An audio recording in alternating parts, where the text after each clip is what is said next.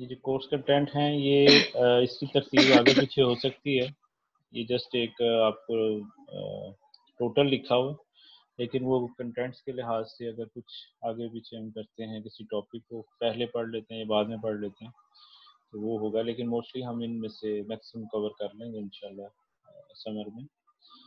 तो मैं बता रहा था कि covalent bond, atomic molecular orbitals, hybridization, shape of organic compounds. आपने हाइब्रिडाइजेशन पढ़ी है, sp3 sp2 sp, उसको ज़रा एक रिवाइज कर लेंगे। इसके अलावा डी ऑर्बिटल्स के साथ भी इसकी हाइब्रिडाइजेशन होती है, वो भी मैं आपको बता दूंगा। लेकिन चूँकि ऑर्गेनिक मॉलिक्यूल में हम ज़्यादा डिस्कस जो करते हैं वो कार्बन को करते हैं, तो कार्बन की हद तक भी डिस्कस करेंगे, लेकिन बाकियों का भी मैं आपको थोड़ा सा फ्लेवर दे दूँगा। डाइपोल मोमेंट क्या होती है, उसके बाद नॉमेनक्लेचर में बता रहा था, कंप्लीट आपने करना है जितने भी हमारे फंक्शनल ग्रुप्स हैं उसके लिहाज से।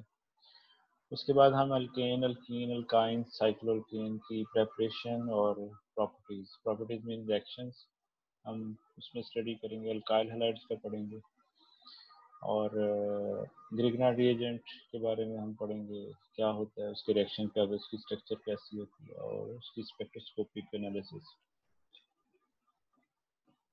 एरोमेटिक कंपाउंड्स की अगर हम बात करें तो वो वाले कंपाउंड जिनमें ज़्यादातर बेंजीन रिंग का जिक्र होता है, तो बेंजीन का स्ट्रक्चर कैसा होता है, उसमें कॉन्जुगेशन, डीलोकलाइजेशन ऑफ इलेक्ट्रॉन्स कैसे होते हैं, वो हम डिस्कस करेंगे।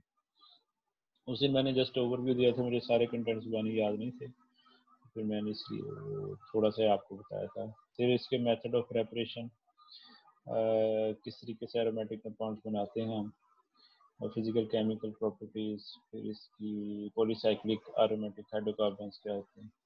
फिर ये कुछ इलेक्ट्रॉनिक इफेक्ट्स हैं जो हम पढ़ेंगे, इसमें इंडक्टिव इफेक्ट है, मेसोमेरिक इफेक्ट है, इलेक्ट्रोमेरिक इफेक्ट है, resonance, steric hindrance, hyperconjugation, tautomerism, ये सारी चीज़ें हम डिटेल से पढ़ेंगे।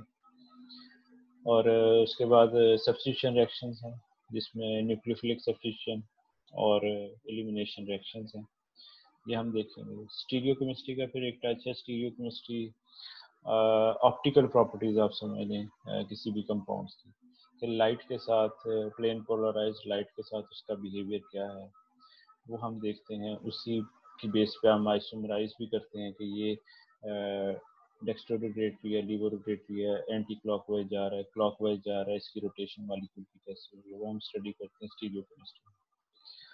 तो यहाँ पर हम इसके बारे में, कायरल कार्बन क्या होता है, कायरल सेंटर क्या होता है, कायरलिटी क्या होती है, रेसिमिक मिक्सचर जिसमें एंटी क्लॉकवाइज क्लॉकवाइज दोनों का आपस में क्या रेशो है, अगर वो न्यूट्रल हो तो प्लेन पोलराइज लाइट को इफेक्ट नहीं करेगा, अगर 50% रेसिमिक मिक्सचर हो, ये हम थोड़ा सा पढ़ेंगे इसके बारे में। तो ज्योमेट्री, इन चीज़ों को हम डिस्कस करेंगे। क्या कोर्स की डिस्क्रिप्शन, लर्निंग आउटकम भी मैंने अपलोड कर दिए हैं। ये बुक्स जो मैंने आपको तो ज़्यादा भेजी हैं, यहाँ मैंने 7 बुक्स का जस्ट नाम लिखा है, तो ये वही हैं जो आपको भेजी हैं। ये एक जस्ट एक ओवरव्यू है आपका कि आपने इस कोर्स में कैसे पढ़ना है और क्या पढ़ना है। प्रैक्टिकल का मैं फिर अलग से आपको थोड़ा सा बता दूंगा, ठीक है, जब उसके बाद में हम डिस्कस करते हैं।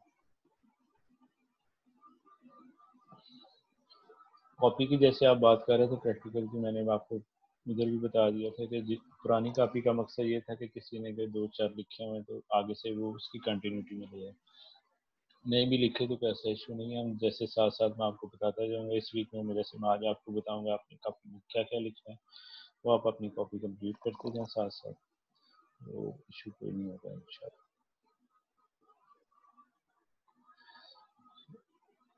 अब आ जाते हैं हम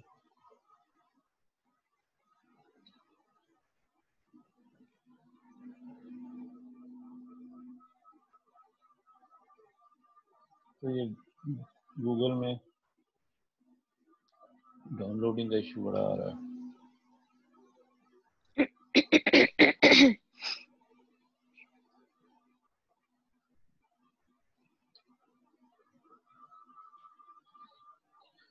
ये ईमेल को कहीं और फेंकना पड़ता है, हॉटमेल पे, फिर जाके डाउनलोड होता है।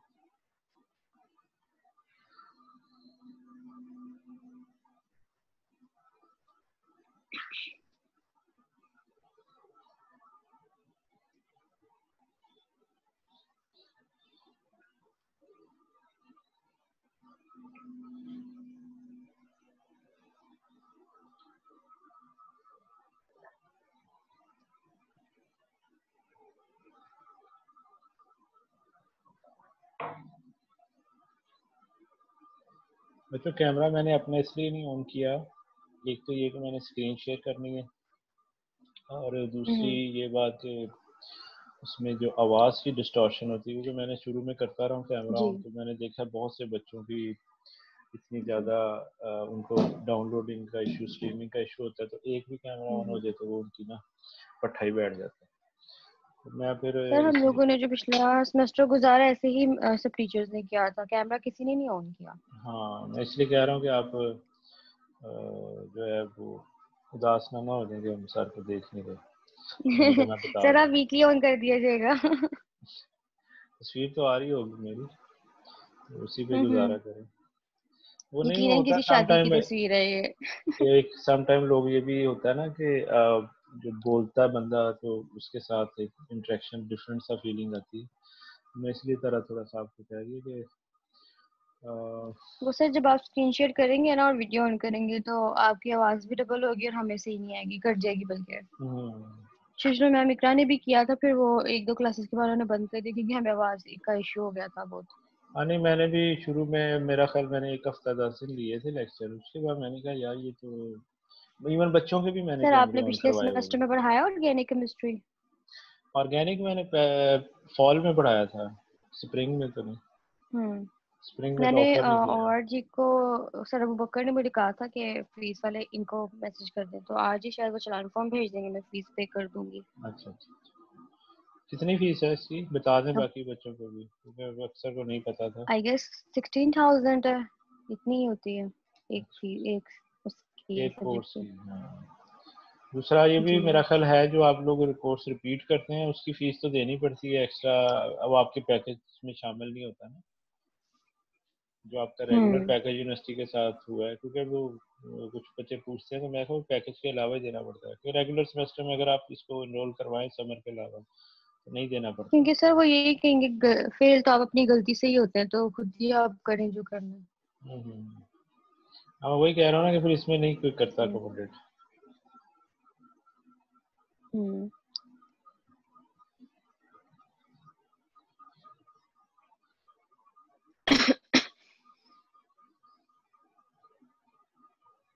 जी। ये मैंने हाथ से लिखा वाह। पहले सारा, उसके बाद मैंने कहा वो ओहो। जैसे बोर्ड पे लिखते हैं, तो फिर मैंने इसको स्कैन किया, स्कैन करके मैंने अपने आप को ईमेल किया, ईमेल करके फिर मैंने लैपटॉप में डाउनलोड किया, तो फिर मैंने आपको लिखा, इसलिए टाइम लगा। ये मैं लिख रहा था काफ़ी देर से। असल में ये है कि वो किताबों पे मैं बहुत सी चीज़ें बतानी होती हैं, ये कुछ स्ट्रक्चर जो ऐसी चीज़ें हैं जो ऑर्गेनिक केमिस्ट्री में, जो मैं अब यहाँ पर वाइट बोर्ड पे नहीं वो बना सकता ना, ठीक है, ये मजबूरी होती है, तो फिर हम्म। मैंने यही सोचा कि मैं जी। आपको इस तरह से, ये मेरा एक तरह का वाइट बोर्ड है जो मैंने बना के आपके लिए रख दिया। हैंड राइटिंग मेरी ज़रा थोड़ी सी गंदी है, परेशान नहीं होना, लेकिन समझ आ रहा है। ऑर्गेनिक केमिस्ट्री, जैसे मैंने लास्ट टाइम भी आपको बताया था कि इसकी जो हम जब डिस्कस करते हैं तो इसका कंसेप्ट पुराने दौर में यही था कि ये कार्बन कंटेनिंग कंपाउंड्स हैं, ठीक है, और एक्सट्रैक्शन फ्रॉम लिविंग थिंग्स, मतलब हम पहले ये कंसेप्ट था कि हम कार्बन या इनको कैटनेट्स भी कहते हैं, इसको हम बना नहीं सकते, ये हम एक्सट्रैक्ट ही कर सकते हैं और नेचुरल लिविंग थिंग्स से। ये एक कंसेप्ट था पुराना ऑर्गेनिक केमिस्ट्री का, ठीक है। इसके लिखने का तरीका, अगर तो स्ट्रेट चेन कंपाउंड लिखना है तो हम मोस्टली ये 10 कार्बन वाला, तो इस तरह से 1 2 3 4 5 6 7 8 9 10 हम इसको जिगजैग पोजीशन में लिखते हैं। ये एक कोने का मतलब है कि यहाँ पे कार्बन है, ये भी कार्बन है, ये भी कार्बन, ये भी कार्बन, इस तरह से। और अगली जो बात है वो ये है कि ये लाइन स्ट्रक्चर जो हम बनाते हैं, ये हम अपने टाइम को सेव करने के लिए हम इस तरह के काम करते हैं, ठीक है। इस तरह से ये कार्बन कंटेनिंग है, ये हम एरोमेटिक या इस पर एंथ्रासीन। अच्छा एक बात याद रखिए, जितना मैं पढ़ा रहा हूँ इसमें जो जो स्ट्रक्चर्स आ रहे हैं, अगर मैं एग्जांपल में भी किसी कंपाउंड को लिख रहा हूँ तो वो आपके सिलेबस का पार्ट है। पेपर में स्ट्रक्चर्स भी आ सकती हैं, मैं क्विज में भी ये पूछ सकता हूँ आपका कैमरा ऑन करवा के ये फलां स्ट्रक्चर में, ये सारे स्ट्रक्चर्स आपने याद करने हैं नाम के साथ। ये सब के सब मैंने बड़े टेक्निकल तरीके से लिखे हैं, ये आपको यूज में आए। एस्ट्राडायोल एक तरीका ये है लिखने का।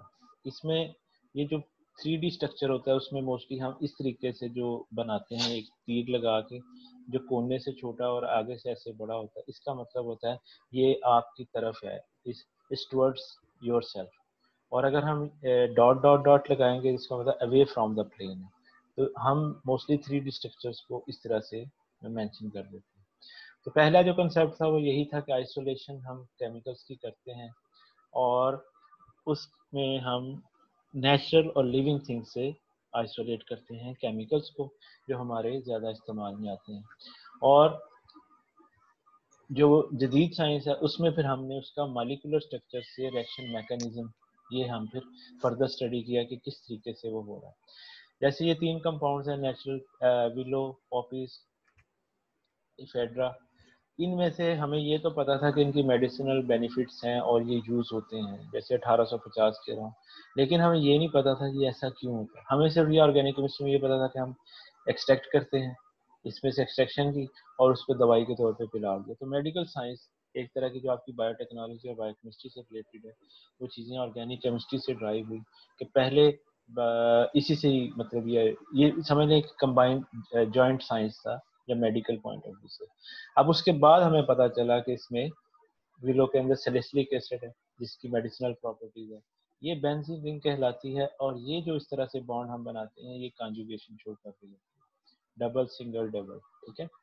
OH ग्रुप अल्कोहलिक ग्रुप है, C डबल O, ये देखें कोने के ऊपर मैंने यहाँ पे C नहीं लिखा हुआ, लेकिन जो भी टर्न आएगा ऑर्गेनिक केमिस्ट्री में उसका मतलब है कि वहाँ पे कार्बन है और कार्बन की यहाँ पर 4 वैलेंसी होती है। और ये आपने बस याद रखना है कि उसके जो कंपाउंड्स हैं उसमें आपने 4 वैलेंसी ही कंसिडर करनी है, यानी कि अगर यहाँ पर C है तो डबल O और OH, इसका मतलब है 2 बॉन्ड कार्बन के साथ ऑक्सीजन ने बना लिए, 1 बॉन्ड O ने बना लिया, एक इस कार्बन के साथ इस कार्बन ने बना लिया। तो इस कार्बन की 4 वैलेंसी पूरी होगी, इसका मतलब है इसके साथ H कोई नहीं है, ठीक है।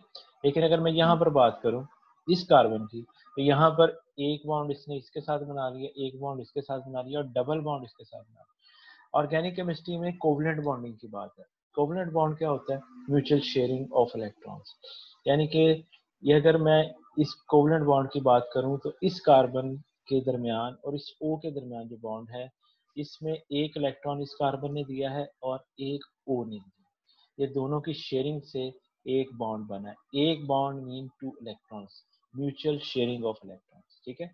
ये दोनों का इलेक्ट्रॉन होता है। सर इसका मतलब यही है कि कार्बन नंबर 1 पे ही ऑक्सीजन अटैच है, बाकी में उसकी वैलेंसी पूरी हो रही है। हाँ, जहाँ पे वैलेंसी पूरी है तो आप ये अंडरस्टूड रखें माइंड में कि वहां पर अगर ऑक्सीजन। अगर 3 है तो मतलब जो 3 बॉन्ड बना रहा है, जो 2 बना रहा है, तो बाकी उसके पास क्या होगा? वो H होगा।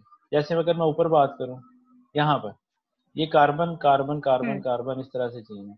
अब यहाँ पर अगर मैं बात करूं तो इस कार्बन और इस कार्बन में एक सिंगल बॉन्ड है, ठीक है। अब इस कार्बन के साथ भी बाकी क्या होंगे? हाइड्रोजन होंगे। तो वो कितने होंगे? 3 होंगे, ठीक है। तो ये CH3 होगा। अब यहाँ पर इस कार्बन के साथ इस कार्बन का एक बॉन्ड इधर है, इस कार्बन का एक बॉन्ड इधर है, तो इसने 2 बॉन्ड बनाए। तो अब कितने बॉन्ड बाकी फिर रह गए? 2। इसका मतलब 2 उसने हाइड्रोजन के साथ बनाए। ये अंडरस्टूड है पूरी सर ऑर्गेनिक दो केमिस्ट्री। कैसे रह जाते हैं? एक इस कार्बन ने इससे एक इसके कंफ्यूजन हो साथ रही है। बनाया हुआ, ठीक है। हम्म। इस कार्बन ने एक बॉन्ड इसके साथ बनाया, तो इसने दो दो दो तो बॉन्ड बनाए हुए हैं ना जो हमें जी। नजर आ रहे हैं, और 2 इसने H के साथ हम्म। बनाए हैं जो ऐसे मैं लिखे नहीं हुए और लिखते नहीं है हम अपनी टाइम सेविंग के पॉइंट ऑफ व्यू से। इसका हम स्केलेटन स्ट्रक्चर कहते हैं। मैं आपको इसकी टाइप्स भी बताऊंगा कि कौन कौन सी है, ठीक है। मैं सिर्फ आपको ये बताना चाह रहा हूँ ये कार्बन चेन और जिगजैग क्यों लिखा है कि अगर मैं स्ट्रेट चेन लिख देता तो फिर मुझे पता नहीं चलना था कि किस कार्बन कितनी है इसमें, ठीक है। तो इसलिए नॉर्मली हम जब ओके। पेपर पे ड्रॉ करते हैं या हम बनाते हैं तो हम इस तरीके से बनाते हैं। तो इसी तरीके से जो मैं बता रहा था आइसोलेशन, सैलिसिलिक एसिड है इसके अंदर, इस तरह से पॉपीज के अंदर मॉर्फिन है, ठीक है। इसकी अलग से मेडिकल प्रॉपर्टीज है। अब ये यहाँ पर गौर करें स्ट्रक्चर को मैंने कैसे बनाया। ये बेंजीन रिंग है, ठीक है। इसके साथ OH ग्रुप है, इसके साथ O है, फिर ये सिंगल बॉन्ड है, ठीक है। ये अब बेंजीन रिंग नहीं है, ये एक साइक्लिक स्ट्रक्चर है। बेंजीन रिंग हम कहेंगे उसको जिसके डबल सिंगल इस तरह से कॉन्जुगेशन होगी, वो बेंजीन रिंग है। अदरवाइज ये अगर डबल सिंगल डबल ना हो, ये पूरा स्ट्रक्चर हो, तो ये साइक्लोहेक्सेन है। हेक्सेन ये भी मैं आपको नाम याद कराऊंगा कि एक कार्बन वाले को मीथेन कहते हैं, दो कार्बन वाले को इथेन है, याद होगा आपको एफएस में, लेकिन मैं दोबारा से आपको ये डिस्कस कर लेंगे। अच्छा ठीक है, ये मॉर्फिन का स्ट्रक्चर है। ये देखें जो नीचे से ऊपर की तरफ है, ये आपकी तरफ आ रहा है हाइड्रोजन, ठीक है, ये भी आपकी तरफ आ रहा है नाइट्रोजन, और ये पूरे का पूरा मैंने हाईलाइट किया हुआ मोटी लाइन है, ये है सिंगल बॉन्ड। इस नाइट्रोजन का इधर एक जो भी एक कोना बनेगा ना, वहां पे कार्बन होगी जो नजर नहीं आ रही होगी। और मोस्टली हम ऑर्गेनिक केमिस्ट्री में जो हेटेरो एटम्स होते हैं, जो कार्बन के अलावा होते हैं, वो हम लिख देते हैं, बाकी हम नहीं लिखते, ठीक है। जैसे नाइट्रोजन मैंने लिख दिया, अब नाइट्रोजन के साथ सिंपल अगर मैं ऐसे एक लाइन लगा देता ना, तो वो भी ठीक था, लेकिन मैंने आपके लिए CH3 लिखा सिर्फ बताने के लिए। इस लाइन का मतलब ही ये है कि ये इस कोने पे फिर कार्बन, ठीक है, लेकिन ये CH3 भी लिख देंगे तो ये ठीक है। तो अच्छा, ये पूरे का पूरा जो मैंने मोटा लिखा, इसका मतलब ये सारे का सारा ऊपर की साइड पे बॉन्ड बना।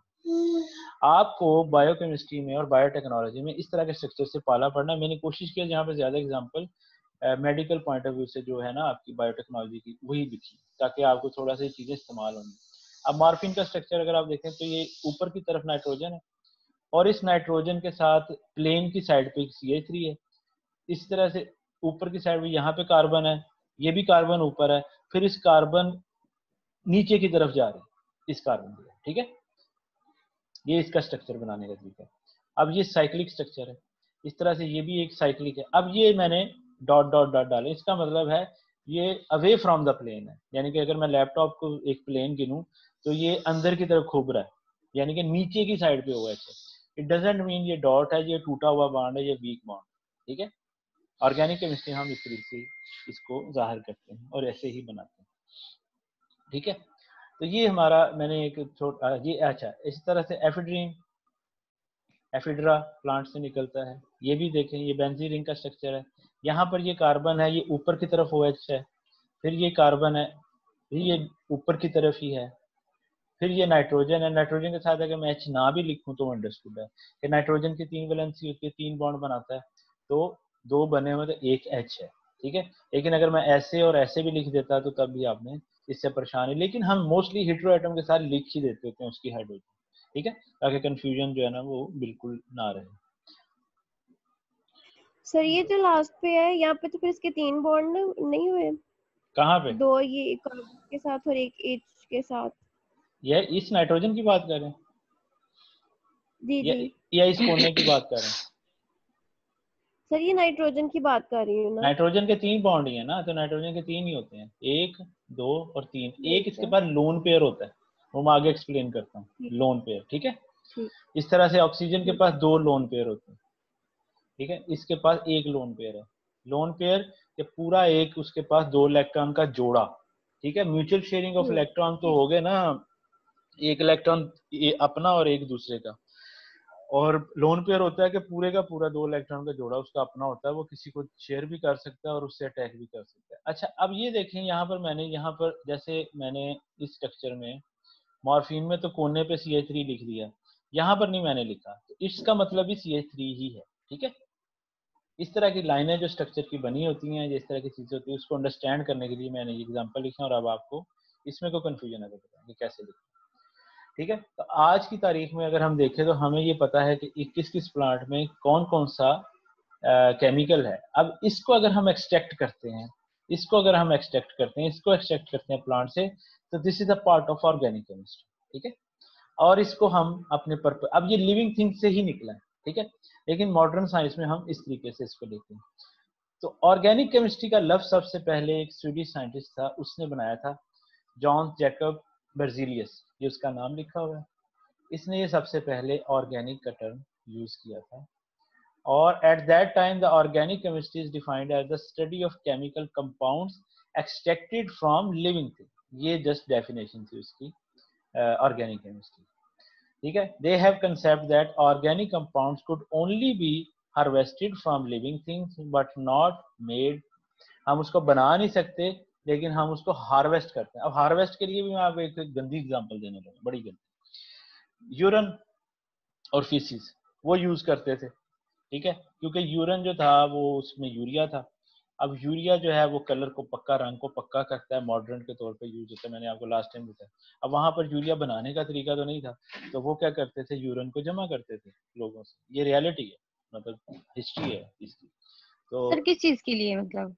रंग रंग रंग कपड़े को डाई करने के लिए, ठीक है, यूरिया रंग पक्का करता है ना। अच्छा मैंने अच्छा। मॉडर्न के तौर पे वो यूरिन को जमा करते होते ओके थे, ओके। ठीक है, एनिमल और ह्यूमंस का, जस्ट इसलिए कि हाँ। वो यूज। अब ये इंडिगो डाई का स्ट्रक्चर मैंने बनाया। अब इंडिगो डाई का स्ट्रक्चर में अगर आप देखें, ये इंडिगो डाई कौन सी होती है, ये नेचुरल डाई है। और इसकी एग्जांपल ये है कि जो आप जीन्स पहनते हैं, जितनी जीन्स का काम हो रहा है ना पाकिस्तान में, पूरी दुनिया में जितनी ब्लू जीन्स है, वो सब की सब इंडिगो डाई है। इससे आप इम्पोर्टेंस का अंदाजा लगा लें कि ये कितनी ज्यादा यूज होती है और आज भी यूज हो रही है। अच्छा, इंडिगो डाई का स्ट्रक्चर अगर आप देखें तो ये बेंजीन रिंग है, ठीक है, इसके साथ नाइट्रोजन है, नाइट्रोजन के साथ एच है, और फिर ये आगे ये कोना बना हुआ, ये कोना मतलब फिर कार्बन, फिर ये एक कोना बना हुआ, यहाँ फिर कार्बन है। ये इस तरह से जहन में रखिए। और ये सी के ऊपर डबल बॉन्ड ओ है। अब कार्बन की यहाँ की चार वैलेंसी पूरी, 1 2 3 और 1 4, ठीक है। इसी तरीके से उसने फिर आगे इस कार्बन के साथ बॉन्ड बनाया हुआ, और ये डबल बॉन्ड है, इस कार्बन और इस कार्बन के दरमियान डबल बॉन्ड। अगर मैं आपसे ये पूछूं कि इसमें एच कितने हैं किस किस के पास, तो आप बताने के काबिल होना चाहिए। जैसे इस कार्बन की अगर मैं बात करूं, 2 इधर है, 1 इधर है, 5। तो इसके पास कार्बन के पास 1 एच है, तो ये सी एच है, ठीक है, क्योंकि डबल बॉन्ड। और एक इस कार्बन ने एक, ये मेरा एरो नजर आ रहा है ना आपको? जी जी। हाँ ठीक है, इस कार्बन ने एक सिंगल बॉन्ड इसके साथ बनाया हुआ, एक डबल बॉन्ड इसके साथ बनाया, तो 3 बॉन्ड बना लिए। तो अगर इसके पास फिर चौथा बॉन्ड किसने बनाया, अंडरस्टूड क्या होता है, एच, हाइड्रोजन। तो ये ध्यान में रखना है कि इसके साथ, अब अगर मैं इसको वैसे लिखना चाहूँ तो ये सी एच है, ये भी सी एच है, ये भी सी एच है, ये भी सी एच है। अब इस पे आ जाए, अब इसने एक बॉन्ड इसके साथ बनाया, एक बॉन्ड इसके साथ बनाया, 2, और 2 इसके साथ बनाए, तो इसके 4 बॉन्ड पूरे हैं। तो इस कार्बन के पास कोई भी एच नहीं है। बात समझ आई? ठीक है, इसलिए अगर स्ट्रक्चर बना हो, तो मैं अगर आपसे हाइड्रोजन का पूछ लूं या किसी चीज का पूछ लूं, तो आप उसको बताने की पोजीशन में। ये बेसिक बातें हैं, अभी मैंने ऑर्गेनिक केमिस्ट्री पढ़ानी शुरू नहीं की, सिर्फ स्ट्रक्चर बता रहा हूँ कि ऑर्गेनिक केमिस्ट्री में कैसे बनते हैं और हम उनको कैसे लिखते हैं, ठीक है। तो ये इसका कंसेप्ट है,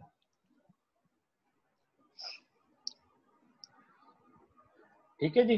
सर आप ये हमें नोट्स वगैरह सेंड कर देंगे ना? ये जो मैंने हैंड रिटन दिए हैं ये मैं आपको दे दूंगा, लेकिन ये समझाने के लिए, अब इससे मैंने कोई क्लियर कट एज सच एक एक लफ्ज नहीं लिखा हुआ जैसे नोट्स बनते हैं, मैंने ये समझाने के लिए। बाकी आपके पास बुक्स हैं, उसके अंदर ये यस सर। सारी चीजें दी हुई हैं, हाँ जी।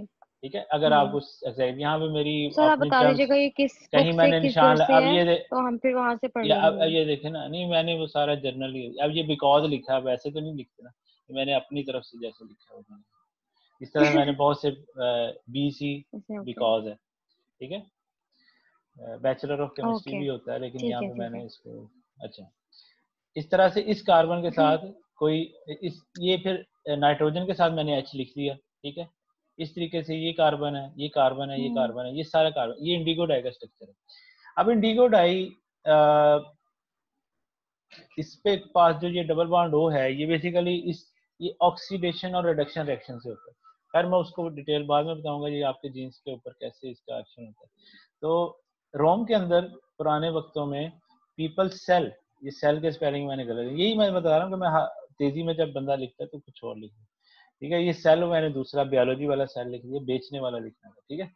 तो वो यूरिन को सेल करते थे because of urea, because it is used in colouration. Mordant for natural die, ठीक है। मॉर्डेंट होता है जो उस चीज को, नेचुरल डाई को लगाने के लिए सबस्ट्रेट के ऊपर यूज, लेकिन मॉडर्न, अच्छा आगे आ जाते हैं मॉडर्न साइंस में। ये जर्मन साइंटिस्ट है फ्रेडरिक वोलर, ये फर्स्ट साइंटिस्ट था जिसने मतलब आइसोलेट किया था इट्रियम, ब्रिलियम और टाइटेनियम, लेकिन ये मतलब इसकी these are not for organic chemistry. जिसने आगे जो फर्दर इसकी जो है जो काम है वो ये है कि इसने यूरिया को अमोनियम साइनाइड से बनाया, ठीक है। ये इसकी एक जो है ना एक अच्छा काम जिसको आप कह रहे हैं। मतलब पहले कंसेप्ट क्या था कि लोग पेशाब खरीद रहे हैं, यूरिन खरीद रहे हैं और उसको यूज कर रहे हैं, तो इसने फिर इनऑर्गेनिक कंपाउंड से बनाया, और उसने बताया कि ऑर्गेनिक कंपाउंड हम बना भी सकते हैं, इसके लिए हमें हार्वेस्टिंग करने की जरूरत नहीं है कि हम लिविंग थिंग्स में हार्वेस्टिंग करें। जैसे अगर पौधों से कोई चीज चाहिए तो हम पौधों को उगाएं, और इस तरह से जैसे आप ये ध्यान में रखें कि जैसे हमारी रेगुलर अब एक हिकमत होती है, उसमें तो वो जड़ी बूटियां यूज करते हैं आज भी, ठीक है, वो इस कंसेप्ट की बेस पे चल रहे हैं जो पुराना कंसेप्ट था कि पौधों से चीजों को एक्सट्रैक्ट करना, ठीक है। और जो जदीद हमारी मेडिसिनल केमिस्ट्री है या मेडिकल साइंस है, उसमें आपको पता है एक्टिव इंग्रेडिएंट का उनको पता होता है, वो खुद केमिकली उसको बनाते हैं और उसको हम यूज करते हैं, लेकिन उसके कुछ साइड इफेक्ट्स भी होते हैं, वो भी ये मतलब एक रिसर्च अब लेटेस्ट जो चलती है जो हमारी मेडिकल साइंस में, वो अब इस तरह से काम होता है। तो फिर मॉडर्न डेफिनेशन कैसे चेंज हुई? Study of the structure, organic chemistry क्या होगी, इसमें हम स्ट्रक्चर को स्टडी करेंगे, प्रॉपर्टीज उस केमिकल की, कंपोजिशन वो बना कैसे है, उसमें कौन कौन सी चीजें हैं, वो रिएक्शन किस किस के साथ कर सकता है केमिकली, उसकी फिजिकल केमिकल प्रॉपर्टीज होगी, और उसको प्रिपेयर कैसे करते हैं, किसको, कार्बन कंटेनिंग कंपाउंड। एक बात आपने याद रखनी है, ऑर्गेनिक केमिस्ट्री में जहां से भी घूम फिर के आएंगे हम बात कर रहे होंगे सिर्फ कार्बन की या कार्बन से रिलेटेड चीजों की, या कार्बन कंटेनिंग कंपाउंड्स की, या किसी में कार्बन हम रिएक्शन करवा रहे होंगे, या कार्बन कंटेनिंग चीज एज अ रिएजेंट यूज हो रही होगी जो रिएक्टेंट को प्रोडक्ट में कन्वर्ट कर रही है, तो ये हम कार्बन कंटेनिंग कंपाउंड्स की ही बात कर रहे हैं। अब it also include chemical extraction, यानी कि अगर हम लिविंग थिंग्स से एक्सट्रैक्ट करते हैं तो वो भी शामिल है, but also man made polymers like plastic. अब जदीद साइंस में मैन मेड पॉलीमर भी अगर है तो वो भी हम ऑर्गेनिक केमिस्ट्री में ही होगा, लेकिन अगेन कार्बन कंटेनिंग होगा, ये आपने बस माइंड में रखना है। तो अब नेचुरल चीजों से एक्सट्रैक्ट को तो हम ऑर्गेनिक केमिस्ट्री कहा जदीद साइंस पे, लेकिन हमने साथ मैन मेड थिंग्स को भी ऑर्गेनिक केमिस्ट्री में ही स्टडी करना है। तो organic chemistry is carbon centric. Carbon is the key atom in all these molecules, and carbon atoms do some very predictable things like make 4 bonds. तो ये 4 bond बनाता है, ये आपने याद रखना, और इसी की प्रॉपर्टीज को हम बेस करेंगे, इसी की, यही हमारा बेसिक सेंटर। अब आ जाते हैं केमिकल कंपाउंड्स को बनाते कैसे हैं। इसको हमने ऑर्गेनिक केमिस्ट्री में जो मैंने ऊपर थोड़ा सा एक्सप्लेन किया, अब यहाँ पे मैंने नीचे लिख दिया, ल्यूइस स्ट्रक्चर है। इसमें हम एटम्स का कनेक्शन के कितने एटम किसके साथ अटैच हैं और कितने बॉन्ड हैं और कितने लोन पेयर है, ये हम इसमें पता चलता है। जैसे ये एक मॉलिक्यूलर फार्मूला प्रोपेन का है, 3 कार्बन वाली है, अल्केन है, अल्केन को अलग से भी हम डिस्कस करेंगे। तो अब ये इसका है ल्यूइस स्ट्रक्चर, ठीक है। मॉलिक्यूलर फार्मूला से हमें ये नहीं पता चलना था कार्बन किस किस के साथ अटैच है। एक बॉन्ड में 2 इलेक्ट्रॉन्स होते हैं, लेकिन ये मैंने बताया ना कि ये पूरा स्ट्रक्चर इस तरह से लिखेंगे तो हमें बहुत ज़्यादा टाइम लगेगा। तो जैसे ऊपर मैंने 10 का लिखा था, इस तरह यहाँ पे अगर ये हो गया लियो स्ट्रक्चर। दूसरी स्ट्रक्चर होती है कंडेंस स्ट्रक्चर, मतलब ये कार्बन को अलग अलग बॉन्ड में बनाने के लिए मैं पूरे को CH3 लिख दूँ, यहाँ CH2 लिख दूँ, यहाँ पे CH2, सॉरी यहाँ भी CH3 लिखना था, ठीक है। तो ये कहलाएगा कंडेंस स्ट्रक्चर। और ये जो मैंने इस तरह से जिगजैग लाइन लगाई, इसको हम कहेंगे सी स्केल्टन फार्मूला है या लाइन एंगल फार्मूला। तो ये 3 तरीकों से हम मोस्टली ऑर्गेनिक केमिस्ट्री में लिखते हैं। इस तरह से ये आइसोक्टेन है, ठीक है, 8 कार्बन है, लेकिन ये जो लाइनें हैं इसका मतलब है जितने कोने हैं ये सब के सब कार्बन है, और उसके अलावा जो इसके 4 बॉन्ड पूरे करने हैं वो आपने हाइड्रोजन से करने हैं। अगर इस कार्बन की मैं बात करूं तो ये 4 बॉन्ड इसके वैसे ही पूरे हो रहे हैं, इसके पास कोई H नहीं है, यहाँ पर CH3 है, यहाँ पे CH3 है, यहाँ पे CH3 है, यहाँ पर CH2 होगा क्योंकि 2 बॉन्ड बने। जी जी बात की है, जी, क्या बोला आपने? जो ऊपर आपने कंडेंस्ड स्ट्रक्चर की बात की है उसमें आपने प्रोपेन की एग्जांपल दी है ना, हाँ जी, प्रोपेन की। तो सर उसमें तो हाइड्रोजन के 8 थे ना, तो पूरे ही नहीं हुए वो तो। हाइड्रोजन के इसकी बात हाइड्रोजन कर, 8 होते हैं ना जी। हाइड्रोजन के 8 नहीं होते, हाइड्रोजन के 2 होते हैं सिर्फ, उसने 2 इलेक्ट्रॉन उसके आखिरी शेल में होते हैं, और उसने अपने एच का सिंगल बॉन्ड बना, इसके पास 1 इलेक्ट्रॉन होता है हाइड्रोजन के पास, ये फर्स्ट A ग्रुप का है पीरियोडिक टेबल में, इसका मतलब इसके आखिरी शेल में 1 इलेक्ट्रॉन है। ये वाहिद एटम है जो अपने आखिरी शेल में सिर्फ 2 इलेक्ट्रॉन पूरे करना चाहता है, बाकी सब के सब अपने आखिरी शेल में 8 इलेक्ट्रॉन पूरे करना चाहते हैं, ठीक है। तो इसके हाइड्रोजन के 8 नहीं पूरे होंगे, इसके 2 ही होंगे। ठीक है, यही पूछ रहे हैं आप या कुछ और पूछ रहे हैं? जी सर यही पूछना था। हाँ, हाइड्रोजन है फर्स्ट ग्रुप में, एक हाइड्रोजन और एक हीलियम। हीलियम के भी आखिरी शेल, हीलियम है नोबल गैस में, इनर्ट गैस जो है वो 8वां ग्रुप जो है पीरियोडिक टेबल का। पीरियोडिक टेबल भी अगर आपके सामने हो तो आप उसको मैं दिखा देता हूँ। 8वां ग्रुप है हाइड्रोजन और हीलियम अपने आखिरी शेल में 2 इलेक्ट्रॉन पूरे करते हैं। और हीलियम के तो आखिरी शेल में 2 इलेक्ट्रॉन होते ही हैं, बाकी सबके 8 होते हैं आखिरी शेल में। और इसी तरह से हाइड्रोजन के आखिरी शेल में 1 होता है। आखिरी शेल, पहला शेल उसका है ही एक शेल ना, उसके पास 1 इलेक्ट्रॉन ही है। हाइड्रोजन का एटॉमिक नंबर भी 1 होता है, इसका पास 1 ही इलेक्ट्रॉन। ठीक है, तो वहां पर ये अपने 2 पूरे करता है, तो इसके 2 पूरे हो जाते हैं म्यूचुअल शेयरिंग से, तो एक सिंगल बॉन्ड ही बनाया। यहाँ पर CH3 था, ये मैंने बताया ना कि ये गलती है, कार्बन के साथ 3 H है, कोने वाला है, और एक इसने इस कार्बन के साथ बनाया। जब हम लिखते हैं कंडेंस स्ट्रक्चर तो ऐसे लिखते हैं। इसी को अगर मैं, अब ये एंगल जो है मैंने 4 बना दिए हैं, तो आपने प्रोपेन से कंफ्यूज नहीं होना। 1 2 3 मुझे यहाँ पे ब्रेक लगानी चाहिए थी। ठीक है, अगर मैं प्रोपेन की बात, लेकिन ये चौथा कार्बन है, इसका मतलब है ये ब्यूटेन है, प्रोपेन नहीं है। ठीक है, ये अपनी बात जरा क्लियर रखें साथ साथ, इसका भी आपको पता चल गया। और हीट्रोएटम अदर देन कार्बन है, उसको हम हीट्रोएटम कहते हैं। अब ये मैंने एक स्ट्रक्चर आपके सामने बनाया, ये आर्टिफिशियल स्वीटनर के तौर पे यूज होता है, एस्पार्टम। ये कंपाउंड, इसके अंदर अगर आप देखें तो इस कार्बन के साथ ये C ये मैंने लोन पेयर भी उसके ऊपर दिखा रहा हूँ। ठीक है, इसके अंदर कितने ही फंक्शनल ग्रुप है, एक ये फंक्शनल ग्रुप है, ये कार्बोक्सिलिक एसिड है COOH। ये अगर हम आगे पढ़ेंगे सारे फंक्शनल ग्रुप तो उसमें भी मैं थोड़ा सा आपको एक्सप्लेन कर दूंगा, अदरवाइज ये आपको FSC में आपने ऑर्गेनिक केमिस्ट्री में पढ़ा होगा तो आपको वैसे तो आना चाहिए। इस तरह से NH2 ग्रुप है, ये अमाइंस होते हैं। और NHCO अमाइड ग्रुप होता है, AMIDE। और इस तरीके से COOR एस्टर ग्रुप होता है, मतलब COOH है ना, H की जगह पर अगर मैं R ग्रुप लो, R क्या होता है, R हम कहते हैं जो भी CH2 फंक्शनल ग्रुप। CH3 वगैरह होगा। जी क्या कह रहे हैं? Functional group sir. हाँ जी, फंक्शनल ग्रुप। नहीं R जो है वो अल्काइल ग्रुप को हम कहेंगे। ठीक है, फंक्शनल ग्रुप को नहीं। अल्कोहल को हम कहेंगे जो अल्काइल से अटैच हो। और सर ऊपर हेटेरोएटम का आपने क्या बताया था? जो कार्बन के अलावा उसके अंदर एटम्स होंगे, जैसे इसके अंदर O भी है, नाइट्रोजन भी है, ये इसको हम हेटेरोएटम कहेंगे कि ये अदर देन कार्बन जो होगा उसको हम फिर लिखते होते हैं। बाकियों को तो हमने कोने सर लगा अमाइड दिए। क्या होता है? अमाइड क्या होता है?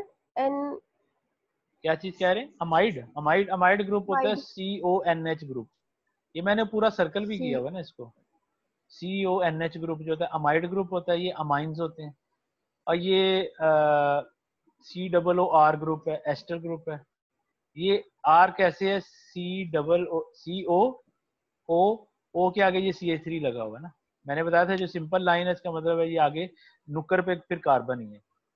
ठीक है, तो ये कार्बन। CH3 है, तो R जो है वो CH3 C2H5 कुछ भी हो सकता है ना, अल्काइल ग्रुप।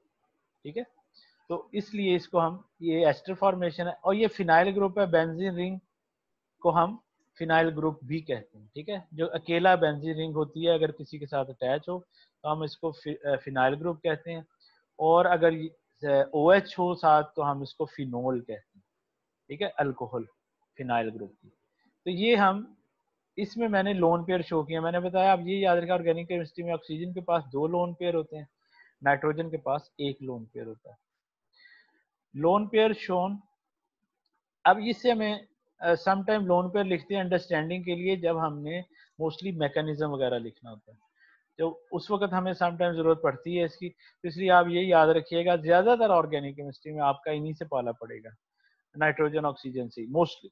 ठीक है, तो उस वक्त अगर हम स्ट्रक्चर बनाते वक्त अगर हमें पता चले, एक चीज और भी ध्यान में रखिए, लोन पेयर का मतलब क्या है, इलेक्ट्रॉन्स इसके पास काफी ज्यादा है। इसका मतलब है कि इस जगह पे अगर मैं ऑक्सीजन की बात, ये इलेक्ट्रॉन रिच इन्वायरमेंट है, यहाँ पर बहुत ज्यादा इलेक्ट्रॉन, एक तो ये डबल बॉन्ड की वजह से भी इलेक्ट्रॉन्स हैं, ये भी इलेक्ट्रॉन्स हैं, तो इसके बाद इलेक्ट्रॉन डेंसिटी बहुत ज्यादा है। इलेक्ट्रॉन डेंसिटी का क्या मतलब होता है? इलेक्ट्रॉन डेंसिटी का ये मतलब होता है कि हम लोगों ने जब इलेक्ट्रॉन्स की बात करते हैं तो हमें इसका जो बेसिक कंसेप्ट है वो ये है कि ये सारे का सारा क्लाउड की फॉर्म में होता है। ठीक है, तो क्लाउड का मतलब क्या है कि इलेक्ट्रॉन जो हैं वो एक डॉट की शक्ल में नहीं है कि जैसे अगर हम एक बात करें ना इसकी, हमारा जैसे ज़मीन है, तो ज़मीन एक समझ लें आप न्यूक्लियस है, ठीक है, जिसके अंदर प्रोटॉन और न्यूट्रॉन है, ठीक है। और जो ऊपर हमारा नीला आसमान नजर आ रहा है, जो बादल हैं, ये इस तरह से जो क्लाउड है ये इलेक्ट्रॉन्स होते हैं, ठीक है। तो एटम का ये कंसेप्ट है कि ये इलेक्ट्रॉन्स क्लाउड की फॉर्म, एक इलेक्ट्रॉन है तो क्लाउड हल्का है, दो इलेक्ट्रॉन है तो क्लाउड गहरा हो गया कंपैरेटिवली। जितने इलेक्ट्रॉन्स बढ़ते जाएंगे क्लाउड गहरा होता जाएगा। इसी तरीके से जो आखिरी शेल में इलेक्ट्रॉन्स होते हैं उनको हम कहते हैं वैलेंस इलेक्ट्रॉन्स, और जो दरमियान वाले शेल में इलेक्ट्रॉन्स होते हैं उनको हम कहते हैं कोर इलेक्ट्रॉन्स, जो अंदर वाले इलेक्ट्रॉन्स। तो जो बॉन्डिंग होती है, केमिकल बॉन्डिंग या कोवलेंट बॉन्ड जो बनता है, वो हमेशा वैलेंस इलेक्ट्रॉन से बनता है। जो भी इलेक्ट्रॉन्स आखिरी शेल में होते हैं, कितने अनपेयर्ड इलेक्ट्रॉन्स हैं आखिरी शेल में, या कितनी डेफिशिएंसी है उसका ऑक्टेट पूरा होने में, वो कहलाता है, ठीक है। ये एक कंसेप्ट था इसका इलेक्ट्रॉन्स का। तो हम इलेक्ट्रॉन डेंसिटी की बात करेंगे तो यहाँ पर गहरा मतलब ज्यादा गहरा है इलेक्ट्रॉन का असर, ये इसका मतलब होता है।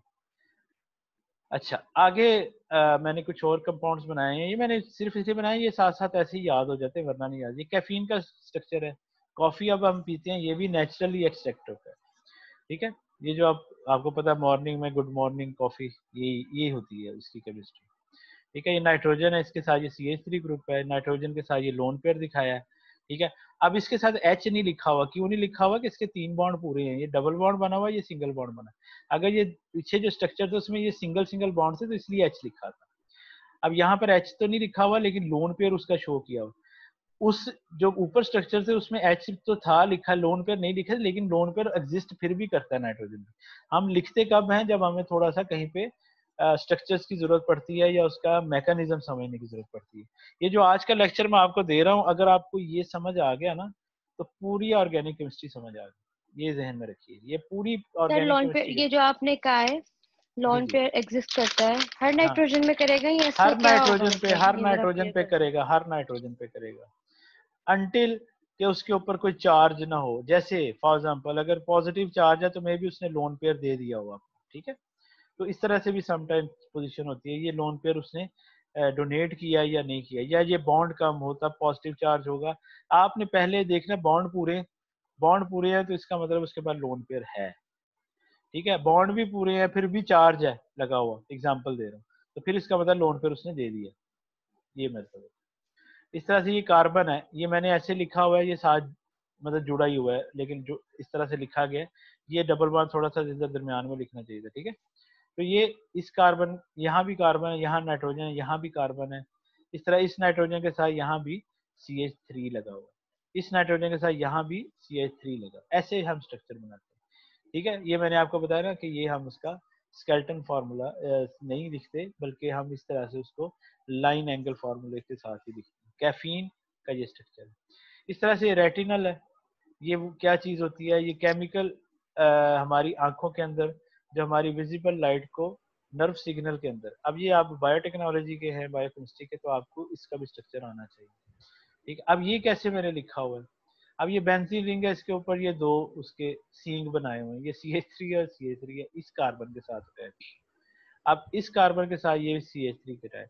उसके बाद ये कॉन्जुगेशन है, double single double single double single double single, ये कॉन्जुगेशन है।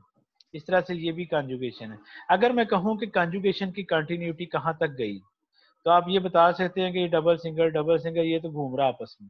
उसके बाद इस डबल के बाद सिंगल के बाद फिर डबल आ गया। इसका मतलब इस बेंजीन रिंग की कॉन्जुगेशन यहाँ से यहाँ से यहाँ से तो ये ऊपर भी चलेगी। इसका मतलब है इस पूरे स्ट्रक्चर में इलेक्ट्रॉन्स डीलोकलाइज्ड है।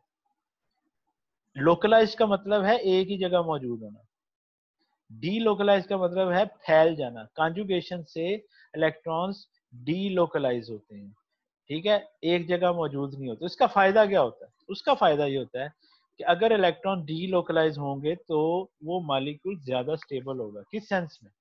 कि फॉर एग्जांपल इसके कोई पॉजिटिव चीज इसके करीब आती है तो इलेक्ट्रॉन्स एक जगह पे मौजूद ही नहीं है कि वो उसके साथ जुड़ जाएं, तो ये ऐसे डीलोकलाइज है, पूरे मॉलिक्यूल के ऊपर इलेक्ट्रॉन फैले हुए हैं। क्लाउड, इसका क्लाउड एक जगह पे रिस्ट्रिक्शन नहीं है उसकी, ठीक है, वो एक जगह से पूरे मॉलिक्यूल में फैला हुआ। लेकिन एग्जांपल दे रहा हूं, अगर ये डबल बॉन्ड ना होता ये वाला, तो इसका मतलब है ये कॉन्जुगेशन आगे नहीं चली थी। इसका मतलब है इलेक्ट्रॉन यहाँ पर होने थे रिच, या फिर इस एरिया में, मतलब डीलोकलाइजेशन दो जगह पे हो गई, यानी कि इलेक्ट्रॉन दो जगह पे ज्यादा मौजूद थे। लेकिन इस कॉन्जुगेशन की वजह से इलेक्ट्रॉन्स पूरे मॉलिक्यूल के ऊपर स्प्लिट हो गए, फैल गए। इसका क्या मतलब है डीलोकलाइजेशन? एक तो ये हो गया ना कि फैल गए, एक और मतलब होता है, वो ये मतलब होता है कि इसका ये मतलब है कि इलेक्ट्रॉन्स यहाँ पर अगर ये डबल बॉन्ड है तो ये प्योरली डबल बॉन्ड नहीं है, यानी कि डबल बॉन्ड की प्रॉपर्टीज नहीं, और ये प्योरली सिंगल बॉन्ड भी नहीं होगा, ये डबल और सिंगल के दरमियान बॉन्ड होंगे अगर ये इक्वली है बेंजीन में। ठीक है जी, हम बेंजीन के स्ट्रक्चर को एक्सप्लेन करेंगे तो वहां पर मैं इस चीज को ज्यादा आपको बता दूं। अभी जस्ट मैं आपको पूरी ऑर्गेनिक केमिस्ट्री का एक ओवरव्यू देना चाह रहा हूँ। कॉन्जुगेशन भी आपको समझ आ गई कि जहां पर डबल सिंगल डबल चलता जाएगा, समझे कॉन्जुगेशन चलती है। ठीक है, जितनी सर ज्यादा कॉन्जुगेशन उतनी ज्यादा डीलोकलाइजेशन ऑफ इलेक्ट्रॉन और उतनी ज्यादा ही स्टेबिलिटी। जी बोले। सर जो लोकलाइज्ड जो कंपाउंड है वो ज्यादा स्टेबल होता है? नहीं, डीलोकलाइज ज्यादा स्टेबल होता है। लोकलाइज्ड। जी, मैंने आपको वजह बताई कि लोकलाइज्ड क्यों नहीं, क्यों मसला होगा कि लोकलाइज के अंदर अगर हम उसके पास इलेक्ट्रॉन्स के पास कोई पॉजिटिव चार्ज पार्टिकल आ गया तो वो फौरन उसके साथ रिएक्ट कर देगा। तो रिएक्ट करने का क्या मतलब हुआ कि वो अनस्टेबल है। जो चीज ठीक ज्यादा रिएक्टिव होगी वो उतनी ज्यादा अनस्टेबल होगी ना। स्टेबल चीज क्या होती ठीक। है? जो रिएक्ट नहीं करती, जो इंडिपेंडेंट हालत में मौजूद रहे और पड़ी रहे, उसको कोई पार ना हो कि जनाब मुझे को मसला। समझ गया ना? सर जितनी ज्यादा कंजुगेशन होगी उतनी ज्यादा क्या होगा? स्टेबिलिटी होगी उस मॉलिक्यूल की, यानी कि उतना ज्यादा वो नॉन रिएक्टिव होगा, वो कम रिएक्ट करेगा किसी की चीज के साथ। स्टेबल स्टेबल चीज वही होगी ना जो रिएक्ट ना करे, जो रिएक्ट करेगी वो तो स्टेबल ना हुई। ठीक है,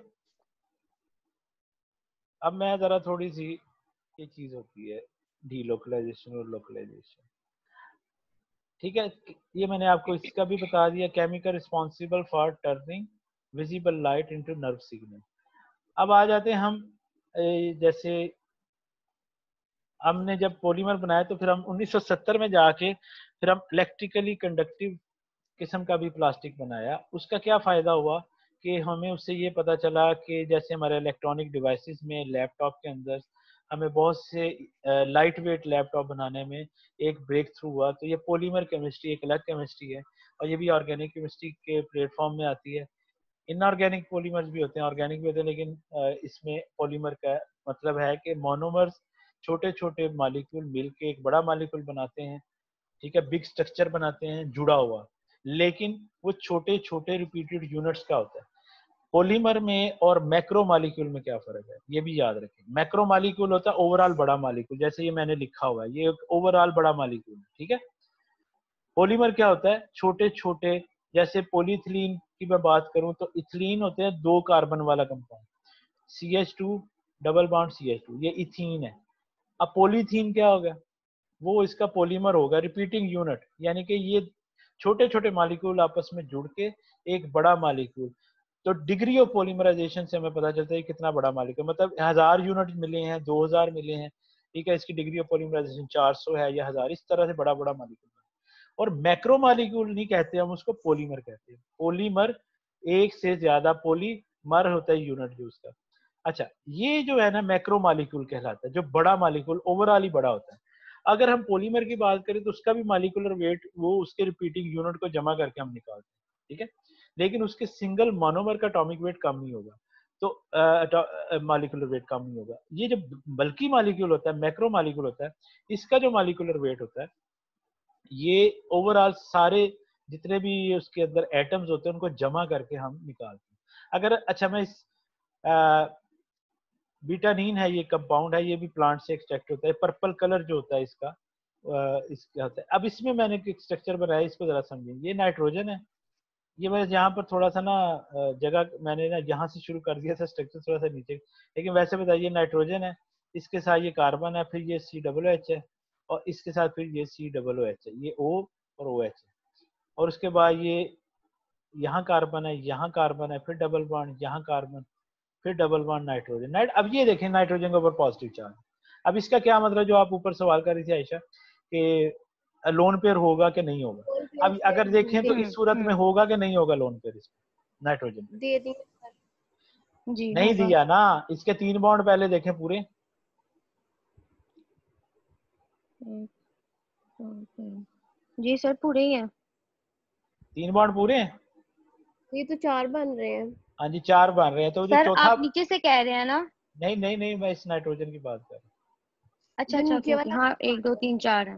4 है, शाबाश। वो जो चौथा बॉन्ड बना है ना, वो इसके लोन पेयर से बना है। हम्म। समझ गए मेरी बात? लेकिन सर, लेकिन उसने डोनेट तो किया है ना मैं भी लोन यही कह पेयर रहा हूँ, अपना। डोनेट किया है, कॉन्फिडेंस से आप सोच के बताए ना। एक होता है ऐसे ही पॉजिटिव चार्ज देखा और कह दिया जी डोनेट कर दिया।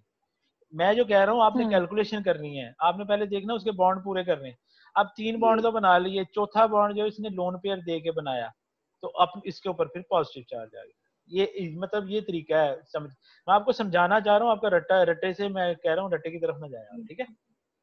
आप कैलकुलेट किया करेंगे, देखेंगे नाइट्रोजन ने 3 बॉन्ड बना लिए, ओके चौथा बनाया, जिसका मतलब है वो अपना लोन पेयर से उसने बॉन्ड बना दिया और नाइट्रोजन के ऊपर पॉजिटिव चार्ज आ गया। इस तरह से O के ऊपर नेगेटिव ठीक का है। क्या मतलब है कि इसने O ने डबल बॉन्ड बनाना होता है, इसने सिंगल बॉन्ड तो इस कार्बन के साथ बनाया। अब इसके पास H नहीं है इस टाइम, अब H नहीं है तो इसने H से O नेगेटिव है इस पे, ठीक है। पूरे का पूरा जो बॉन्ड था वो टूट गया और इसने H पॉजिटिव, और उसका H का जो ऑक्सीजन है, इसने उसका इलेक्ट्रॉन लेके इसके ऊपर 1 इलेक्ट्रॉन लिया, तो इसके ऊपर 1 नेगेटिव चार्ज है। इस तरह से हम लिखते हैं। तो ये स्ट्रक्चर्स और ये बाकी सबके सर पास ये बात आ जाती है ना, जो गेन होते हैं, जो इलेक्ट्रॉन गेन कर लेते हैं उनको हम नेगेटिव चार्ज कह नेगेटिव देंगे, चार्ज और आ जो गया जी, इलेक्ट्रॉन आगे लूज डोनेट, करते हैं जो वो, डोनेट बिल्कुल करते हैं उनको हम पॉजिटिव कहेंगे। बिल्कुल ठीक है। जी। लेकिन 1 इलेक्ट्रॉन आने से या 1 इलेक्ट्रॉन जाने से एक पॉजिटिव या एक नेगेटिव चार्ज आता है, इसके ऊपर एक पॉजिटिव चार्ज है, तो इसने 1 इलेक्ट्रॉन नहीं दिया, इसने पूरा लोन पेयर दिया हुआ है। ये समझे मैं जो समझाना चाह रहा हूँ, सर ये क्योंकि बात जी दोबारा बताएं। इस नाइट्रोजन के पास इसने पूरे 2 इलेक्ट्रॉन दिए, तो पॉजिटिव चार्ज इस पे एक ही है, क्योंकि इसने बॉन्ड बनाया। म्यूचुअल शेयरिंग अगले के पास नहीं था, उसके पास उसको भी खराद दी ना इसने, इस कार्बन को भी, कि चलो यार कोई नहीं, तुम्हारे पास मेरे पास 2 है, तुम रख लो। इस केस में इसने उसका इलेक्ट्रॉन छीना है, तो इसके ऊपर एक नेगेटिव चार्ज है, इसके पास अपना 1 इलेक्ट्रॉन ही था, ठीक है ना। 1 इलेक्ट्रॉन लिया तो इसके ऊपर एक नेगेटिव चार्ज आया, तो नेगेटिव चार्ज का मतलब है पूरे 2 इलेक्ट्रॉन का पेयर। इसी तरह से एक बॉन्ड जो होता है वो भी पूरे 1 इलेक्ट्रॉन का पेयर होता है। बात समझे मेरी? ये 2 नेगेटिव चार्ज का मतलब है इस पे 2 इलेक्ट्रॉन है, एक इसका अपना था, एक इसने छीन लिया। इस लेकिन नाइट्रोजन सर के ऊपर बॉन्ड तो सिंगल ही बन रहा है इधर, इसका है ऑक्सीजन का तो, ऑक्सीजन के ऑक्सीजन का बॉन्ड तो सिंगल ही है। मैं बताता हूँ, ये ओ नेगेटिव मैं बता रहा हूँ, ये ऑक्सीजन छठे ग्रुप में है। छठे ग्रुप का मतलब है कि इसके आखिरी शेल में 6 इलेक्ट्रॉन होते हैं, इसको 2 इलेक्ट्रॉन चाहिए अपने इलेक्ट्रॉन पूरे करने के लिए, ठीक है। अब इसने एक हम्म बॉन्ड तो इस कार्बन के साथ बना लिया, म्यूचुअल शेयरिंग होगी। अब एक इसने छीन लिया, इसके 8 पूरे ही हैं इस टाइम, ठीक है। इसके आखिरी शेल में हम्म 6 थे, एक इलेक्ट्रॉन इधर से आ गया, एक इलेक्ट्रॉन से छीन लिया, इसने अपने आखिरी शेल में 8 पूरे कर लिए, ठीक है। हम्म अच्छा, जो ठीक। ऑक्टेट रूल होता है ना, ये भी समटाइम ब्रेक हो जाता है सेंट्रल एटम के लिए। अब सेंट्रल एटम क्या होता है वो मैं आपको थोड़ा सा लियो स्ट्रक्चर के बारे में ना जरा थोड़ा सा, मैं वो दूसरी स्लाइड है मैं वो निकाल के बताता हूँ, पहले ही बता दूं इधर ही, एक मिनट बता ही देता हूँ साथ, फिर वो रह जानी है चीज।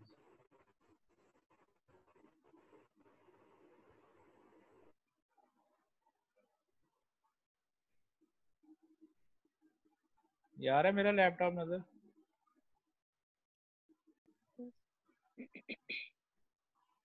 नहीं आ रहा? तो ऑर्गेनिक नहीं रिएजेंट पे ही आ रहा है। सर नहीं आ रहा नजर। अच्छा शेयर नहीं हुआ अभी, एक मिनट।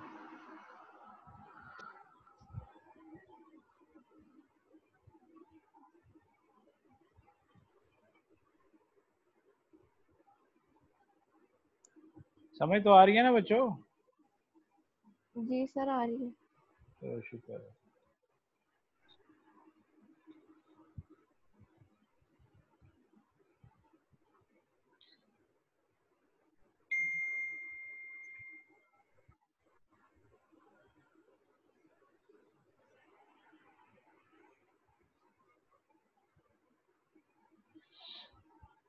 ये आ रहा है अब लियो स्ट्रक्चर? यस। जी अच्छा सर आ रहा ये है। था लीवियस स्ट्रक्चर कैसे बनाते हैं, उसके लिए ये था कि ऑक्टेट रूल को तो फॉलो करते हैं, लेकिन ऑक्टेट रूल सेंट्रल एटम के लिए नहीं। अब सेंट्रल एटम क्या होता है, जब हम लीवियस स्ट्रक्चर लिखते हैं तो उसमें एक सेंट्रल एटम होता है, उसकी ये वाली शर्तें जरूरी हैं। एक तो ये कि उस अगर कोई भी, जैसे हमने NO2 लिखा हुआ है, NO2 के ऊपर नेगेटिव चार्ज है, अब NO2 में दरमियान में कौन सा होगा, साइडों पे कौन सा लगा होगा, उसका स्ट्रक्चर बनाते वक्त हमने ये देखना होता है कि एक तो वो कम क्वांटिटी में हो। जैसे NO2 है तो N एक एटम है और O के दो है, तो N दरमियान में आएगा। दूसरा, उसकी इलेक्ट्रोनेगेटिविटी या कम हो, अगर मतलब नंबर बराबर हैं दोनों के। जैसे हाइड्रोजन फ्लोराइड की अगर मैं बात करूं तो HF, तो अगर उसमें सेंट्रल एटम तो खैर 2 में तो होता ही नहीं है, ठीक है, वो तो स्टेट ही होगा ना। 3 में होता है ना सेंट्रल का, दरमियान में कौन सा, साइडों पे कौन सा लगे। जैसे वाटर की अगर मैं बात करूं H2O, तो हमने पहले देखना है कम कौन सा है, दूसरे नंबर पे हमने देखना है इलेक्ट्रोनेगेटिविटी किसकी कम है अगर बराबर हो, फिर बड़ा साइज किसका है, या फिर हम एटॉमिक नंबर हाई कर, ठीक है। ये सेंट्रल एटम की निशानी है। और दूसरी क्या है कि हाइड्रोजन और fluoride can never be central atom. तो हाइड्रोजन और फ्लोराइड कभी भी सेंट्रल एटम नहीं होते। तो कभी भी कोई मॉलिक्यूल अगर आप देखें लीवियस स्ट्रक्चर बनाना हो तो आप उसमें देखेंगे अगर फ्लोराइड या हाइड्रोजन हो तो वो सेंट्रल एटम कभी भी नहीं होगा, ठीक है। ऑक्टेट रूल जो है वो सेंट्रल एटम पूरा करने का पाबंद नहीं होता, 8 से ज्यादा भी हो सकते हैं, ठीक है, क्योंकि वो सेंट्रल एटम अपनी मैक्सिमम कोवेलेंसी में जाने की कोशिश करता है। इसकी मैं एग्जांपल आपको फिर दोबारा, ये आपके टॉपिक से हट जाएगा, इसलिए मैंने सिर्फ आपको दिखाना मकसद था कि आप इन चीज को समझ जाएं कि ऑक्टेट रूल में सेंट्रल एटम चेंज भी कर सकता है अपनी ऑक्टेट रूल की शर्त को, लाजमी नहीं कि वो फॉलो करे। अच्छा, अब आ जाते हैं हम अपने टॉपिक में।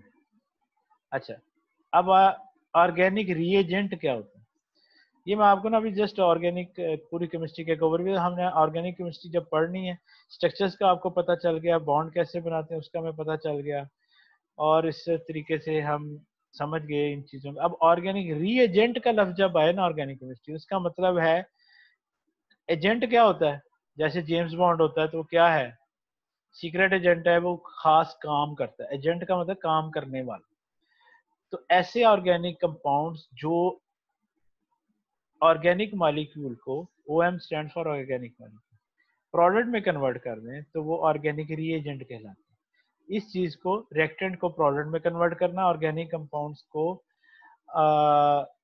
प्रोडक्ट उसकी कोई नहीं बना देनी, तो वो हम ऑर्गेनिक रीएजेंट होते हैं। और ये होते हैं दो तरह के, एक होते हैं इलेक्ट्रोफाइल और एक होते हैं न्यूक्लियोफाइल।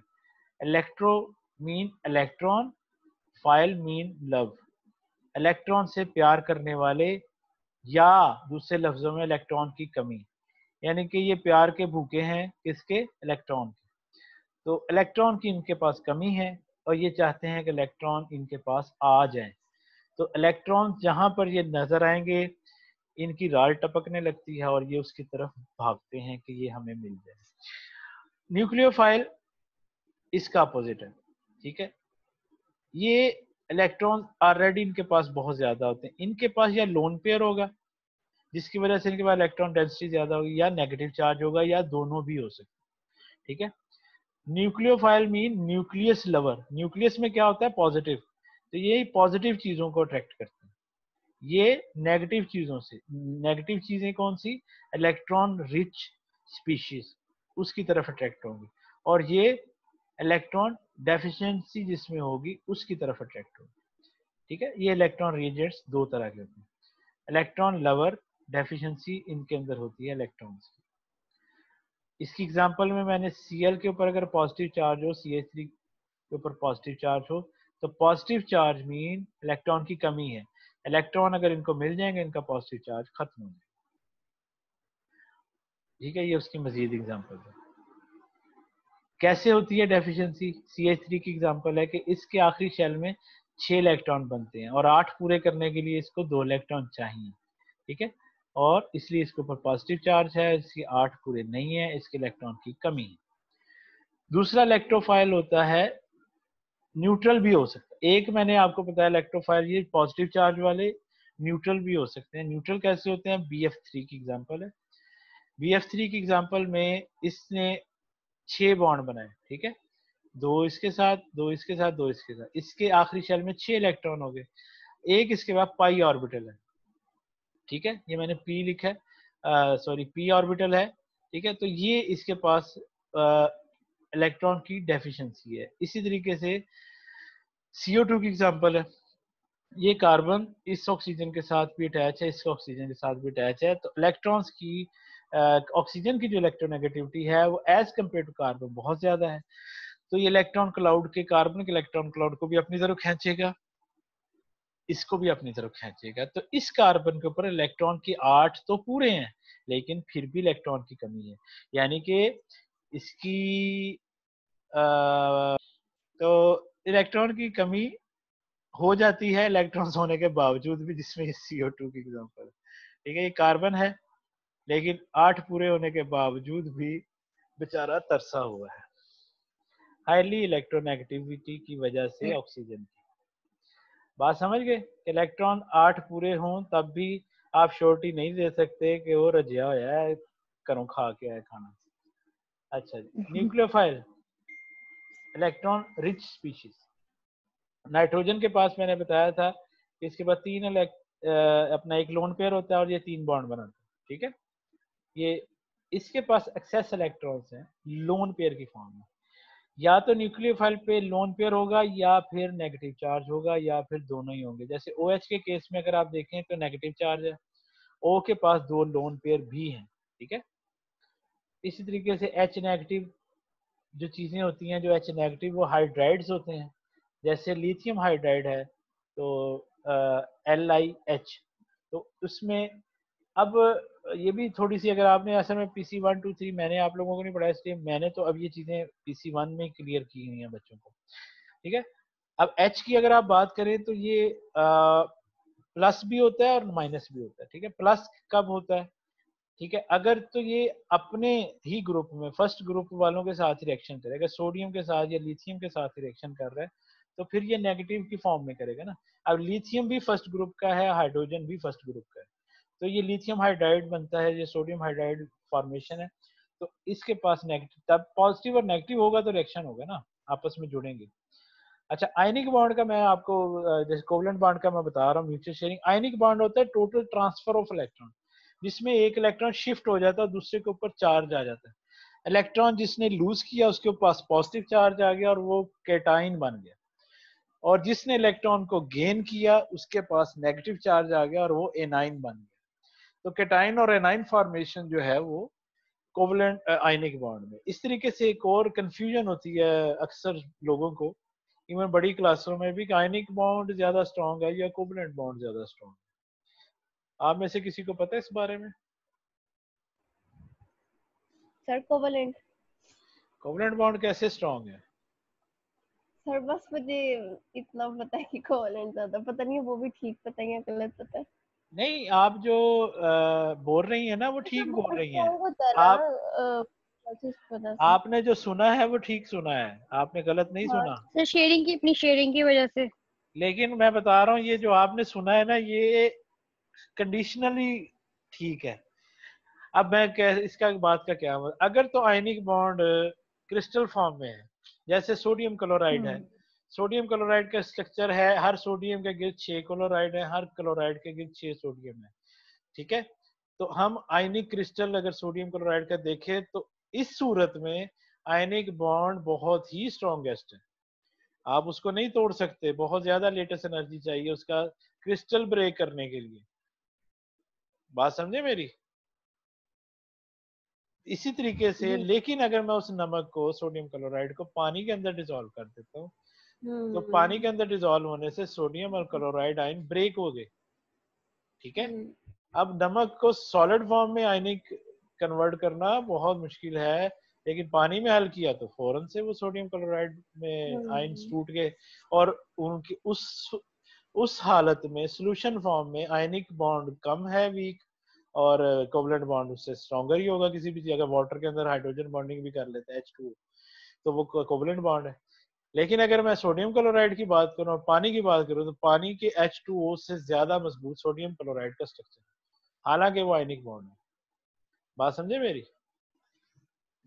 तो जी इसलिए सर। आयनिक कंपाउंड्स अगर कंपाउंड की फॉर्म में है, क्रिस्टल फॉर्म में है, तो उस हालत में आयनिक बॉन्ड से ज्यादा स्ट्रॉन्ग होगा। ये याद रखिएगा, ये बात बड़ी पते की है और बड़े लोगों को नहीं पता इस बात का, ये मैं आपको गारंटी देता फिर हूँ। से बताएं सर। सर इस तरह की और एग्जांपल्स भी हैं या सिर्फ यही है? और भी आप किसी भी आयनिक स्ट्रक्चर, आयनिक असल में क्रिस्टलाइन फॉर्म में ही होते हैं आयनिक कंपाउंड, साल्ट जिसको हम हम्म कहते हैं। कोई भी साल्ट आप हम्म उठा लें, उसका स्ट्रक्चर देखें और आप देखें कि उस स्ट्रक्चर, स्ट्रॉन्ग बॉन्ड क्या होता है? जिसके तोड़ने के लिए बहुत ज्यादा एनर्जी लगे, तभी वो स्ट्रॉन्ग कहलाएगा ना। तो हम्म आप किसी क्रिस्टल को जरा देखेंगे कितनी एनर्जी चाहिए, आप ये नेट पे भी देख लें, किसी के देख लें, आपको खुद ही अंदाजा हो जाएगा कि इस बात का क्या मतलब है। असल में पता क्या बात है, हम लोगों ने केमिस्ट्री इतनी इंटरेस्टिंग और इतनी प्यारी खूबसूरत चीज है, इसको हमने रट्टे के करके ना चक्कर में हमने इसका ना बेड़ा गर्क कर दिया और हमने इसको समझा ही नहीं कितनी खूबसूरत चीज है। केमिस्ट्री को अगर आप कंसेप्ट समझ लेंगे ना, आपको इतना मजा आएगा, आपको ऐसे लगेगा जैसे पूरी दुनिया की एक एक चीज आपके सामने विजिबल होगी है, ऐसे जैसे किसी वो पीर फकीर को होती है और किसी ऐसे नेक इंसान को होती है जिसको हम कहते हैं ना, या इसको इल्हाम होते हैं। तो केमिस्ट्री जिसको आ जाए उसको वैसे ही इल्हाम होने शुरू हो जाए, वैसे पीर फकीर बन जाता है। वो भाਵੇਂ जिन्ना नु फड़ लिया, मैं जिन्नों का भी इलाज कर देता हूँ, मुझे मैं कौन सा नेक बंदा। लेकिन देख लो कि कितना केमिस्ट्री इन्वॉल्व है हर चीज में, अगर आपको समझ आ जाए। अच्छा, ये अब देखें, आज आगे हाइड्राइड फॉर्म में मैंने बता दिया, ये अल्कली नहीं है, ये अल्काइल ग्रुप की वजह से, अल्काइल और ऑक्सी, ठीक है, ओ के ऊपर नेगेटिव चार्ज है, यहाँ पे CH3 कोई भी ग्रुप है, ये अल्कोहलिक ग्रुप है।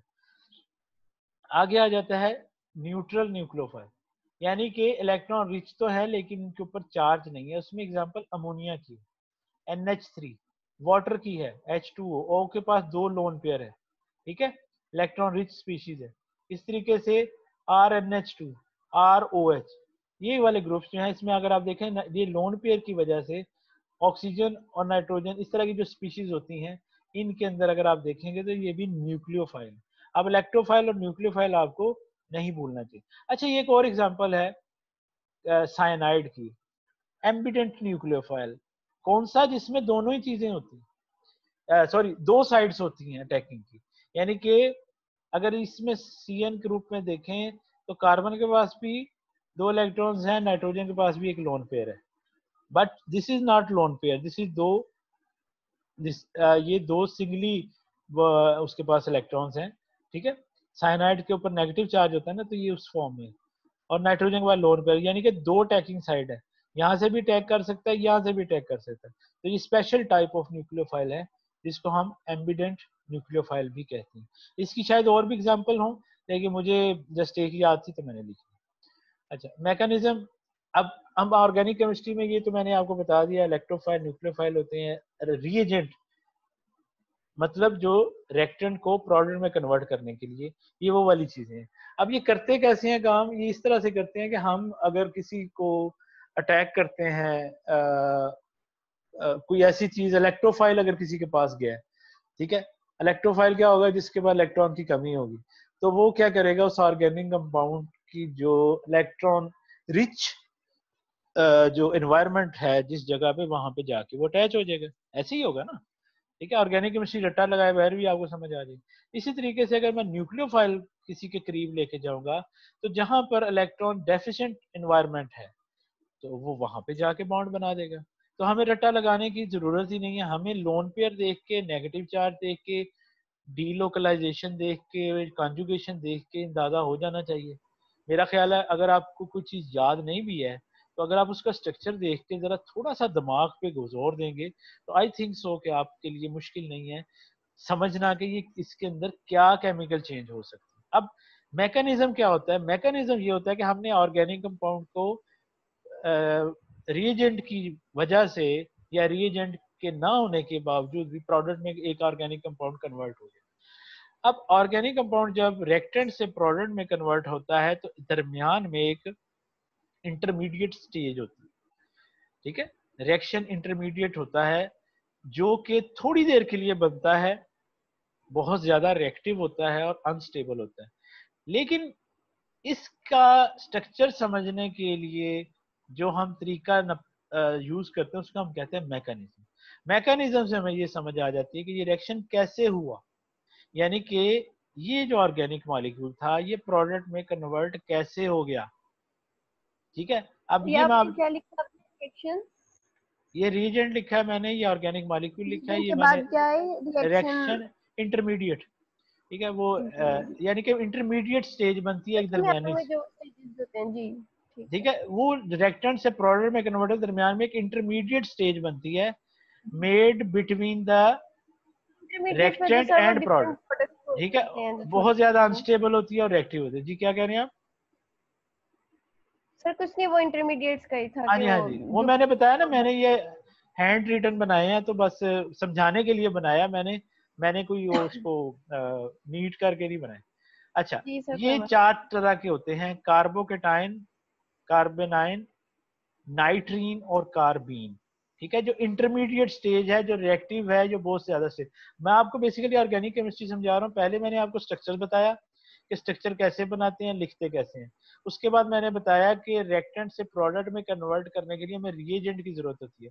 रिएजेंट कौन से होते हैं? न्यूक्लियोफिलिक और इलेक्ट्रोफिलिक, और उनकी टाइप्स क्या है और किस तरह से होता है। इलेक्ट्रॉन ज्यादा होंगे तो वो जो डेफिशिएंट जगह है वहां पे अटैक करेगा। ठीक है, अब जो इंटरमीडिएट स्टेज बन रही है मैं वो बता रहा हूँ कि रिएक्टेंट से प्रोडक्ट में रिएजेंट ने कन्वर्ट किया। ठीक है, कर दिया उसने कन्वर्ट, लेकिन उस करने के दरमियान में एक छोटी सी टेम्पररी अनस्टेबल सा एक आपका इंटरमीडिएट बना अनस्टेबल किस्म का। वो कौन सा होता है? वो 4 तरह का होता है। Carbocation, carbo mean carbon, cation mean cationic, यानी कि पॉजिटिव चार्ज वाला, जैसे CH3 पॉजिटिव है इस तरह का। इस तरह से कार्बेनियन, कार्बोनाइन, कार्बन का नेगेटिव चार्ज वाला। फ्री रेडिकल होता है एक इलेक्ट्रॉन, फ्री रेडिकल। ठीक है, ये इसको हम एक डॉट से जाहिर करते हैं। और नाइट्रीन नाइट्रोजन का होता है, ये मैं आपको आगे बताता हूँ। ये देखिए, CH3 पॉजिटिव कैसे बना? ये अल्काइल हैलाइड है। Alkyl halide mean alkyl group और हैलाइड ग्रुप। हैलाइड हेलोजन से निकला, यानी कि फ्लोरीन, क्लोरीन, ब्रोमीन, ये तीनों अगर अटैच होंगे जो तो वो गैसेस अल्काइल जो हैलाइड नोबल होता है। गैस, जी क्या कह रहे हैं?